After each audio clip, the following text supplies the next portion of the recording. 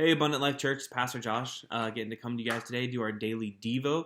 So excited to get to bring this to you today, and I want to kind of just go over Pastor's sermon from last Sunday, which is involving peace. And peace is such an important topic in the world today. It's such an important thing, with people truly being fearful due to the coronavirus pandemic that is out.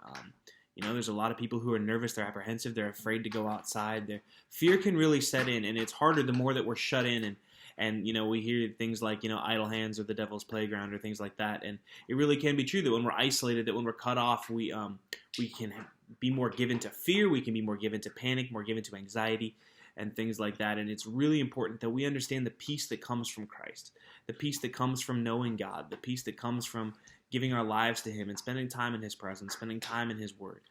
The Bible refers to a peace that passes all understanding, which means that even in the midst of a difficult moment, even in the midst of a difficult time, that we have peace. And it's a peace that people don't understand. It's a peace that people maybe can't figure out why we have. And it's a supernatural peace that reigns in our lives.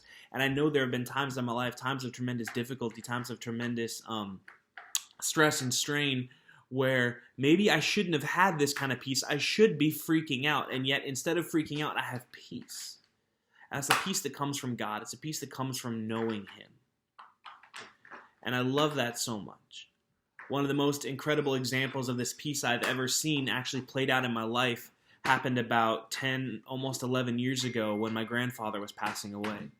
A few days after Thanksgiving, he ended up in the hospital and never came home from the hospital. He was in the hospital for about a month. They found a mass of an infection growing in his heart that was breaking off and going to his brain, causing almost like mini strokes. And finally one night, at about the middle of the night, got a phone call saying that my grandfather was passing away and I needed to go to the hospital. And so we rushed to the hospital and got to say goodbye to him and do all those things. But there was this moment where everything was going on, and my grandmother, who'd been married to this man for over 50 years, is the most calm out of everyone in the room. And she's there, and one of my uncles, who was not a Christian, looked at her and he said, "How are you doing? You seem like you're doing so great." And she looked at him and she said, "Oh," she goes, "this is Jesus who's holding me up." And she was truly illustrating that peace that passes all understanding. She had this tremendous peace and calmness about her that I would not think that anyone whose spouse who was passing away, who they'd been married to for so long, that they would have. Now, I'm not saying that there probably weren't moments where she struggled with the fact that he was gone or anything like that. That's a natural part of life, and there's a grieving process. But in that moment, she had that peace that came from knowing Christ. And it was such a beautiful thing to me, and it was such an incredible testimony to the people in my family who are not followers of Christ of what can come when you have that relationship with Jesus. So let's take a look at a few things this morning that come. The first thing that Pastor talked about was the greatest pursuit of every person on planet Earth is peace. And that really is true, right? That everybody is searching for peace. Everyone is searching for just maybe not an ease of life, but they want peace in their lives. We don't like chaos. We're not driven to. Now, some people may be driven into drama, but I think that's even because they've grown accustomed and are comfortable in it. That's not really the state that anyone truly, I believe, wants to live their life in. We want to live our lives in peace. The next thing he talked about was real peace begins with being willing to risk everything to follow Jesus. And that is so true. We take a risk in following Jesus. We take a risk in giving our lives to Him. We have to risk everything, right? He says that, he that wishes to save his life will lose it, but he that loses his life for my sake will gain it. It's a giving up of sometimes of our wants and our desires and the things that we want to do, and in a futile quest for peace, because we see so many people in the world try to attain peace through ways that will never fulfill. Right? They look for peace in the bottom of a bottle. They look for peace through all these different avenues in relationships and all of these things that will not satisfy and cannot bring everlasting peace. They may bring a momentary relief from the struggles and they may be a distraction from the problem, but they will never be peace. Real peace begins when we risk following Jesus. when we say, I'm going to give this a shot, I'm going to risk everything to follow Jesus, I'm going to give my heart and my life to him, and I'm going to cast my cares upon him. Because he cares for me. And when I do that, it is going to give me an everlasting peace.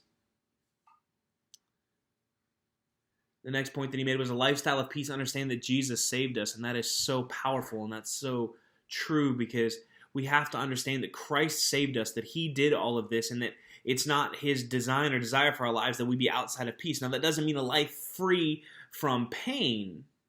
Actually, that's the next point that Pastor made in his sermon, was this. He said, peace is not the absence of chaos. It is the security of the believer in the middle of it.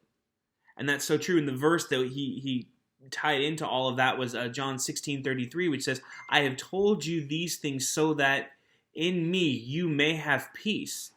In this world you will have trouble, but take heart, I have overcome the world. And that is such a powerful verse, and it's such a powerful statement, and there's so much truth packed into that verse. There's numerous times throughout Jesus' preaching and teaching where he warns people, listen, following me, you're going to have trouble. There's going to be difficult moments. There's going to be difficult times. There are going to be times when you want to throw in the towel, when you want to give up, when it's hard. Understand, I've overcome the world, and I'm warning you ahead of time. But I've told you these things so that you will have peace in me. In the beginning of his Sermon on the Mount, right after Jesus says, blessed are all these people who have these personality qualities, who have placed these qualities at work in their lives, he finally, the last one he says is, blessed are you when they revile you and persecute you and say all kinds of evil things against you for my name. He says, rejoice and be exceedingly glad, for great is your reward in heaven. And so they persecuted the prophets who came before you. So he's saying, listen, when people say all kinds of horrible stuff about you because you're a follower of Jesus, you're blessed. Be blessed. He warned them ahead of time this was coming. Just like here, he's saying, listen, understand, in this world you will have trouble. And I understand, right now we could say in the world we have trouble. There's a coronavirus outbreak, right? COVID-19 is running rampant. People are dying. It's a scary time. We have trouble. And I can say this with all certainty, this will end, but some other trouble will come. Right? And I'm not saying this is some prophetic thing, like I know what's coming. I can just tell you, Jesus said, listen, in this world you will have trouble. It may be on a global scale like this pandemic, or it could be personal in your life. You will have trouble. And real peace isn't the avoidance of trouble, but having peace in the middle of it. It is the security of the believer in the middle of it to say that I know that God is still looking out for me, that God still has my best interest at heart, that this God will never leave me and never forsake me. That's the beauty of the peace that comes from being a believer and a follower of Jesus. The next point was that he said was peace with God is a product of oneness with God. And that's absolutely true. You show me a Christian who's super panicked, I can show you one who hasn't been spending a lot of time with God. See, the more time we spend in God's presence, the more time we spend seeking him and seeking his face and being with him, the more peace overflows out of our lives, because the more we have experienced his presence and the more we can trust him. I'll be honest with you guys, the times of greatest anxiety and stress in my life have been the times of least interaction with God. It's almost an equation that you could figure out of as your devotional time or as your time spent in the presence of God goes down, your anxiety and stress level will rise. The more you'll be ill-equipped to handle the things that come in life. And yet, as you begin to spend more and more time with God, the more and more your stress and anxiety level will diminish. The more you'll be able to handle those things, because you'll understand, I can give this to the Lord. I can give this to God, and he will be there. He will be able to help lift those burdens. Now, what does it say in the Bible? It says, come and follow me, for my yoke is easy and my burden is light. Now, he's not saying there is no yoke and there is no burden. He's saying they're easier to carry than the ones the world will place on you or the ones you will place on yourself. So, oneness with God, having that relationship with God is so empowering and so powerful. And the last thing he said, and I'll leave you with this, is God's plan for every believer is to live in meaningful and enduring peace. That is what God wants for you. That he wants us to live in peace. Again, living in peace doesn't mean a life free of trouble or a life free of chaos. It means having peace in the midst of it. Right? The final illustration that I'll use for you today is that when they were out on the boat, the disciples were out on the boat. Remember, and the storm rises and they freak out and they wake up Jesus, and he gets up and he chastises them for not having faith, and he stands up and he says, "Peace, be still," and the wind and the waves calm right down. In the midst of the storm, Jesus still had peace. Why? Because he had an intimate relationship with the Father. And the disciples marveled and they said, "Who is this man that even the wind and the waves obey him?" Well, he's the same Jesus who we serve. The same Jesus who's able to speak into your life and say, "Peace, be still," and he's able to calm the storm. But he chastises them because they were with him, and he shouldn't have had to calm the storm. They should have had peace in the midst of the storm.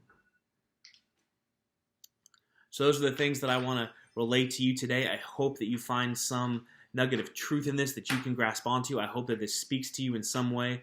Love you guys so much, and I can't wait to hang out with you guys at our Good Friday service on Friday at 7, our Saturday night resurrection service at 7 p.m., and again on Sunday morning at 10.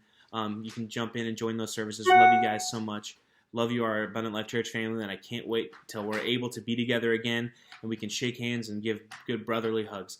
Love you guys so much. I'll talk to you later. Bye-bye.